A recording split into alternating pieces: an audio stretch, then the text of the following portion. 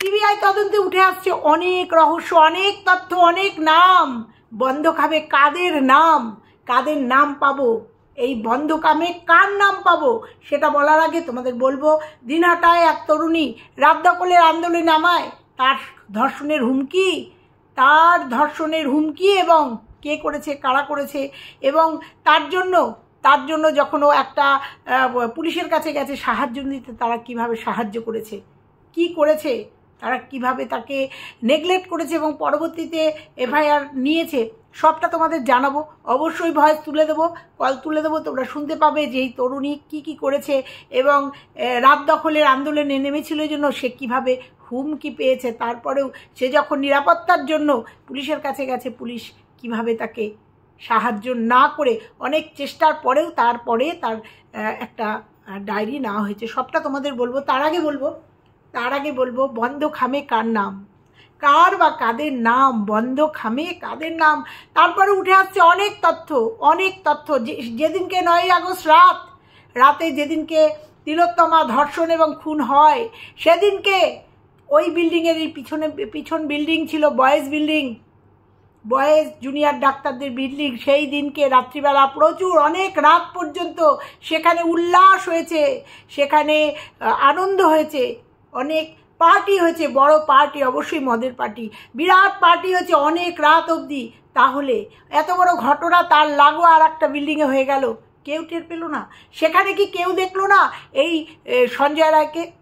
কারুর চোখে পড়েনি সঞ্জয় রায়কে? উঠে আসছে অনেক তথ্য। এই সব জুনিয়র ডাক্তাররা বা ইন্টার্নদের যদি অবশ্যই সামনের দিন জেরা করা হবে এবং উঠে আসবে অনেক তথ্য, অনেক প্রমাণ পাওয়া যাবে। নাকি ভয়ে কেউ মুখ খুলছে না, অনেকটাই অনেকের কাছে ক্লিয়ার এবং অনেকটাই অনেকে জানে। এরকমই প্রচুর জুনিয়র ডাক্তারদের আপডেট আমরা পেয়েছি এবং এইভাবেই আস্তে আস্তে উঠে আসবে সব। এরপরে হয়তো এদেরও ডাকা হবে এবং জিজ্ঞাসাবাদ করা হবে, কারণ জানা গেছে, শোনা গেছে বা সিসি ক্যামেরায় ধরা পড়েছে যে এই 9ই আগস্টের দিন রাত্রিবেলার উল্লাস, পাশের বিল্ডিংয়ে, বয়েজ বিল্ডিংয়ে উল্লাস হয়েছে। কারা করেছে উল্লাস? কিসের জন্য এই উল্লাস, কিসের জন্য এই পার্টি ছিল? আর পার্টি থাকলে এত রাত অবধি আনন্দ ফুর্তি হয়েছে, অথচ এত বড় ঘটনা তার পাশের বিল্ডিংয়ে হয়ে গেছে, কেউ টের পায়নি। চলো এগুলো বলবো, তার আগে বলবো বন্ধ খামে কার নাম। তিলোত্তমার কাণ্ডে এবার উঠে আসছে অনেক প্রভাবশালী ব্যক্তির নাম চলে আসছে। কারা এরা? পেছন থেকে কারা? চুনোপুটি থেকে রাঘব বোয়াল, সবাই আছে।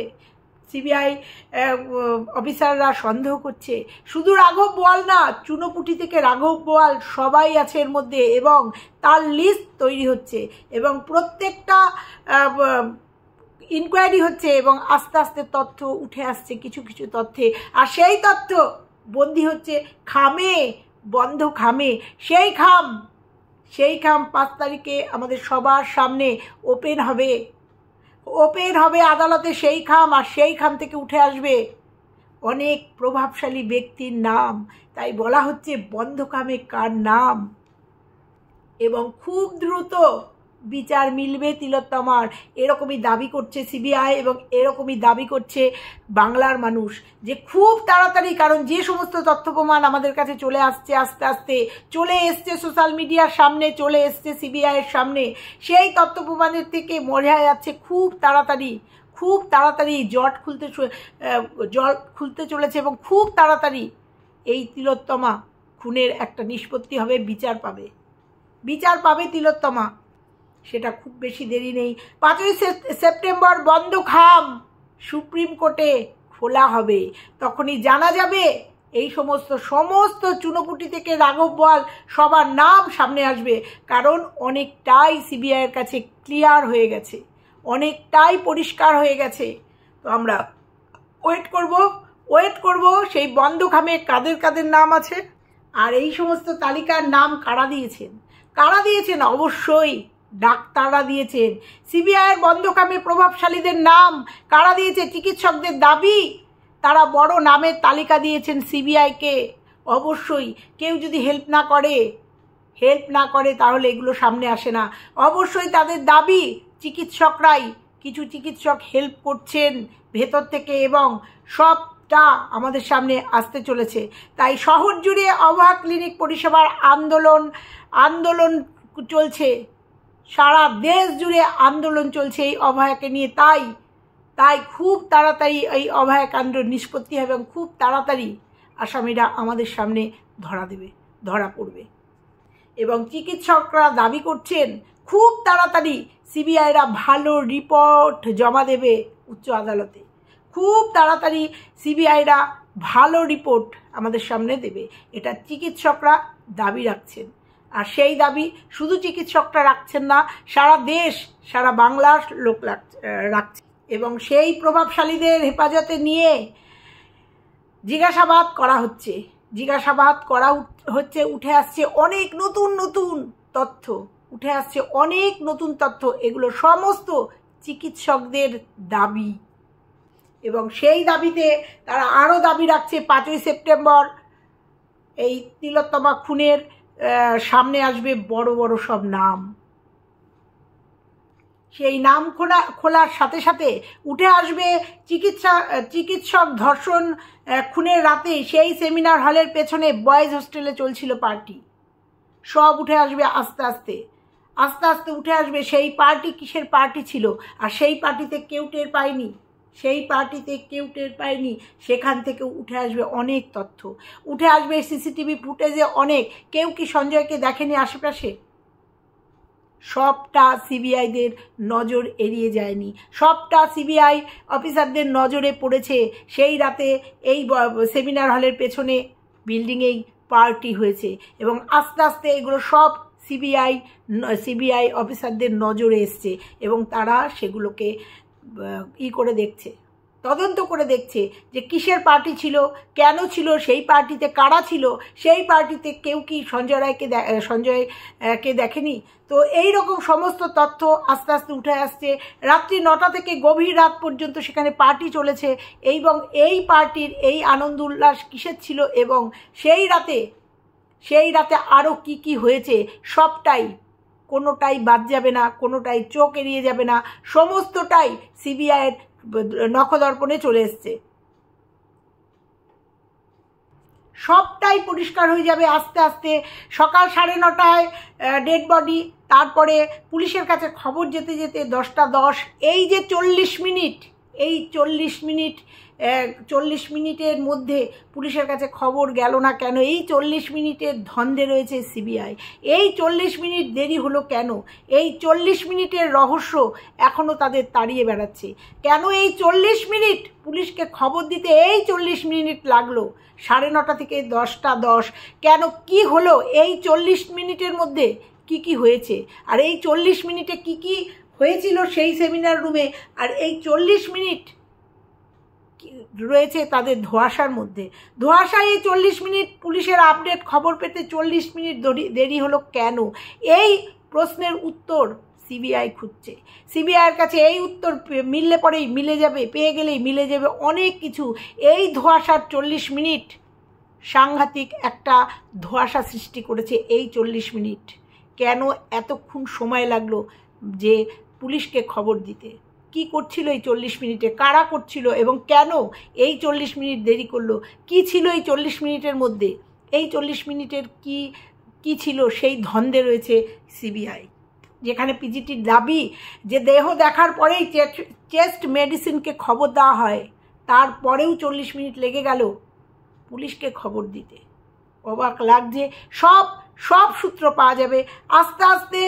সব সূত্র, সিবিআইয়ের সূত্রে দাবি পুলিশের কাছে একই বয়ান পিজিটির, এবং এই যে পিজিটি যে বয়ান দিয়েছে সেটা পুলিশের কাছে একই বয়ান, কারণ তারা খবর পাওয়ার সাথে সাথে পিজিটিকে পুলিশের তারা সঙ্গে সঙ্গে চেস্ট মেডিসিনকে জানিয়েছে এবং সেখান থেকে খবর যেতে 40 মিনিট লেগেছে পুলিশের কাছে খবর যেতে। তো একই বয়ান দিয়েছে পিজিটি। অতএব এই 40 মিনিট ধোঁয়াশা কেটে গেলেই অনেকটা রহস্যের জট খুলে যাবে। আস্তে আস্তে সমস্ত জটই খুলে যাচ্ছে। আস্তে আস্তে অনেক তথ্য প্রমাণ সিবিআইয়ের কাছে চলে এসছে এবং আমরা সোশ্যাল মিডিয়াতে অনেকটা দেখতে পাচ্ছি। সমস্তটা ধোঁয়াশা কেটে গিয়ে খুব তাড়াতাড়ি কাদের নাম দিতে চলেছে সিবিআই কাদের নাম খামে করে জমা দিতে চলেছে, কারা সেই সমস্ত রাঘব বোয়াল, সবটা উঠে আসবে। 5ই সেপ্টেম্বর পর্যন্ত ওয়েট করতে হবে। কাদের নাম আমরা দেখতে পাবো, অবশ্যই প্রভাবশালী ব্যক্তিদের নাম আমরা খুব তাড়াতাড়ি দেখতে পাবো। বন্ধ খামের মধ্যে কাদের নাম জমা দিতে চলেছে সিবিআই। তো চলো এবার তোমাদের শোনাবো যে রাত দখলের আন্দোলনে যে একজন মহিলা গিয়েছিল তাকে কিভাবে থ্রেট করা হয়েছে এবং কিভাবে পুলিশ তাকে সহযোগিতার হাত প্রথমে বাড়িয়ে দেয়নি, সেই ভিডিও, সেই তোমাদের ফোন কল, ভয়েস কল তোমাদের একটুখানি শোনাবো। আমার এই লড়াইটা কিন্তু পুরোই অরাজনৈতিক ছিল, কারণ আমি পার্সোনালি কোনো রাজনৈতিক দল করি না। আমার লড়াইটা ছিল একটা মেয়ে হিসেবে, একটা মেয়ের পাশে দাঁড়িয়ে একটা মেয়ের জন্য শাস্তির দাবি চাওয়া, একটা মানে মেয়ের ধর্ষককে খুঁজে বের করা, কে কী করলো সেগুলোর জন্য ছিল। তো সেখানে গিয়ে আমাকে এরকম অনেক থ্রেটের মানে অনেক হুমকির মুখোমুখি হতে হয়েছে। আমি যখন ফোনটা অন করলাম তখন দেখলাম আমার ফোনে একটা আননোন প্রোফাইল থেকে মেসেজ এসছে যে এরপরে ধর্ষণটা তুই হবি, এরকম একটা লেখা এসছে। তো আমি চিনি না এটা কার প্রোফাইল, কেন আমাকে এই মেসেজটা করেছে আমি তাও জানি না, সে কি চায়, তার প্রোফাইল লক করা, আমি তাকে পার্সোনালি চিনিও না। তো এটা দেখার পরে না আমার মাথাটা একটু ঘুরে গেল। তো আমার মনে হলো যে আমার প্রশাসনের দ্বারস্থ হওয়া উচিত। থানার লোকজনেরা বিনা কারণে আমাদের এফআইআর নিতে চাচ্ছিল না, জানি না কেন নিতে চাচ্ছিল না, আমরা কি করেছি নিতে চাচ্ছিল না। তারপর অনেকভাবে তাদেরকে বুঝিয়ে শুনিয়ে কনভিন্স করে এফআইআরটা করা হলো। একটা এফআইআর লিখতে তারা আমাদেরকে থানাতে 3 ঘন্টা অপেক্ষা করায়। এই আন্দোলনে সামিল হলে এই রকম হুমকি, অন্য প্রোফাইল থেকে, যে প্রোফাইল লক করা প্রোফাইল, সেই প্রোফাইল থেকে হুমকি দেওয়া হয়েছে, ধর্ষণের হুমকি। এবং তার বিচার চাইতে গেলে পুলিশ প্রথমে অস্বীকার করেছে, নিতে চায়নি, জিডিটা নিতে চায়নি। শুনতে পেয়েছ এই রকম। কিন্তু এইটা বেশি দিন থাকবে না। সেই অডিও ক্লিপও আমাদের কাছে চলে এসছে, মানে সোশ্যাল মিডিয়াতে চলে এসছে, সবাই জেনে যাচ্ছে।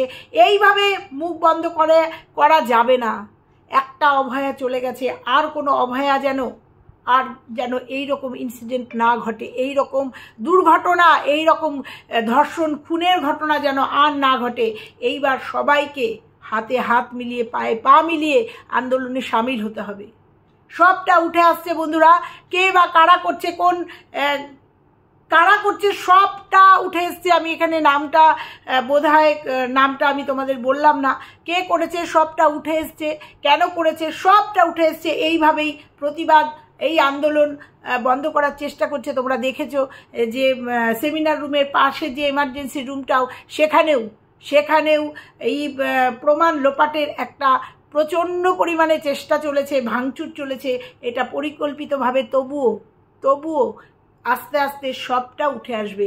কারণ অনেক চিকিৎসকদের দাবি যে খুব তাড়াতাড়ি রাঘব বোয়ালরা জালে ধরা দেবে, যেহেতু সিবিআই আছে, যেটা খুব তাড়াতাড়ি আমাদের সামনে হয়ে যেত, যেটা আমাদের সরকার পারত যে সবটা সামনে নিয়ে এসে তার বিচার করতে পারত।